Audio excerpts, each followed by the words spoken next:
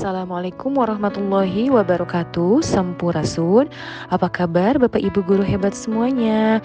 Hari ini saya Isni Yuniar, calon guru penggerak Angkatan 5 Kabupaten Purwakarta, akan menayangkan aksi nyata penerapan modul 1.1 A9. Baik, setelah mempelajari pemikiran filosofis Ki Hajar Dewantara, pola pikir saya berubah. Banyak sekali hal-hal dan nilai positif dari pemikiran Ki Hajar Dewantara. Bahwasannya yang pertama, pendidikan adalah menuntun atau among.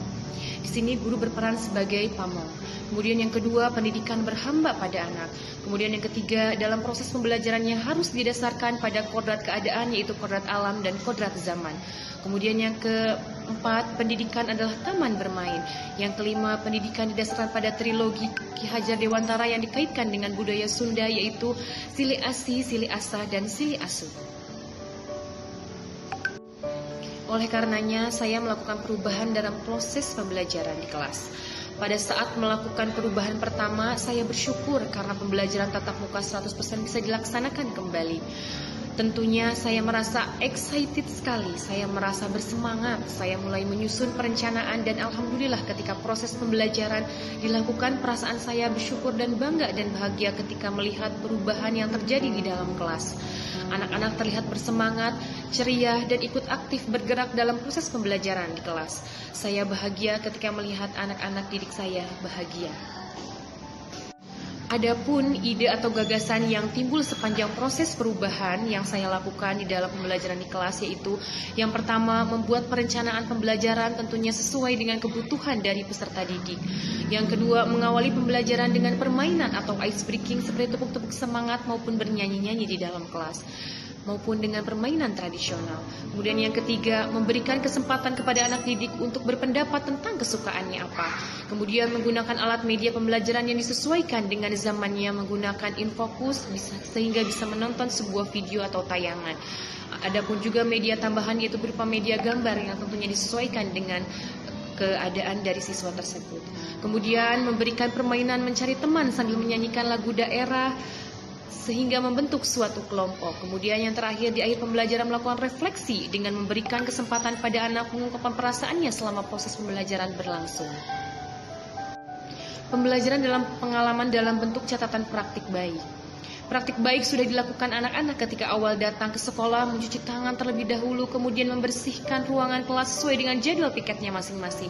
Kemudian yang kedua, memberikan reward kepada anak yang datang paling awal ke sekolah untuk memimpin dalam berbaris dan berdoa di dalam kelas.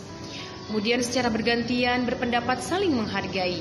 Kemudian mampu berkolaborasi dalam kelompoknya, mampu mengerjakan LKPD baik secara individu maupun berkelompok secara tanggung jawab dan secara sesuai dengan pengerjaannya. Kemudian melatih keberanian dan kepercayaan diri berbicara di depan kelas dalam mempresentasikan hasil tugas kelompoknya. Kemudian di akhir pembelajaran anak-anak menuliskan reaksinya terhadap proses pembelajaran dari awal sampai akhir pembelajaran secara jujur dari dalam hati anak-anak didik.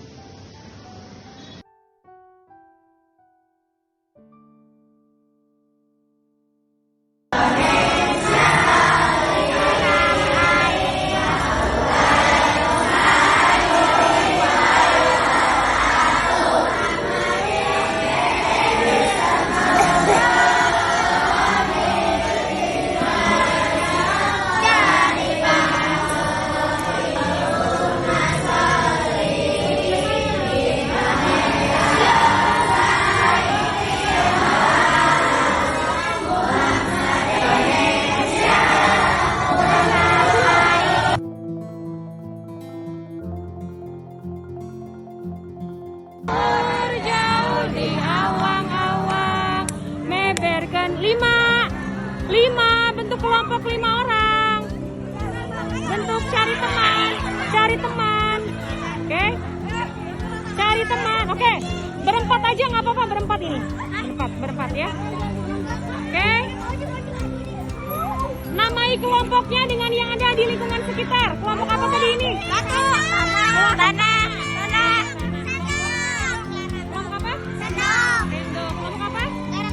Garam dapur. Kelompok apa?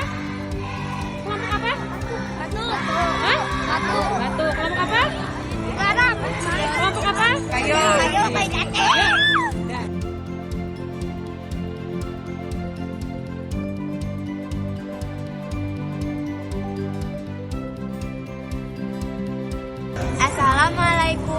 warahmatullahi wabarakatuh. Halo, perkenalkan nama aku Jovania Sasabila. Aku dari kelas 5A. Di sini aku akan menceritakan kesan dan pesan di hari ini.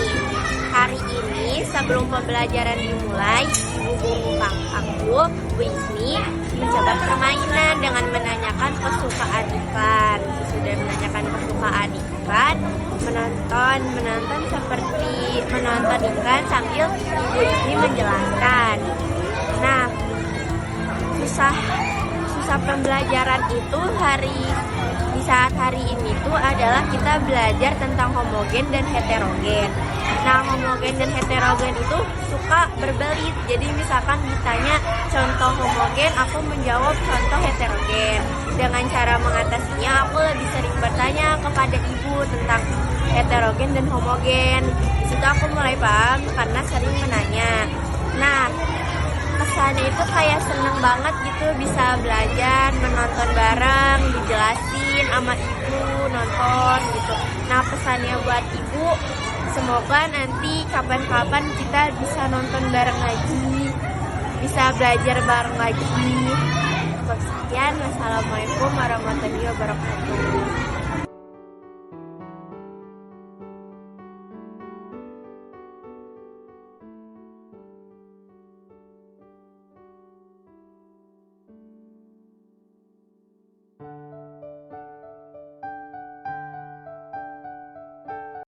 Assalamualaikum warahmatullahi wabarakatuh.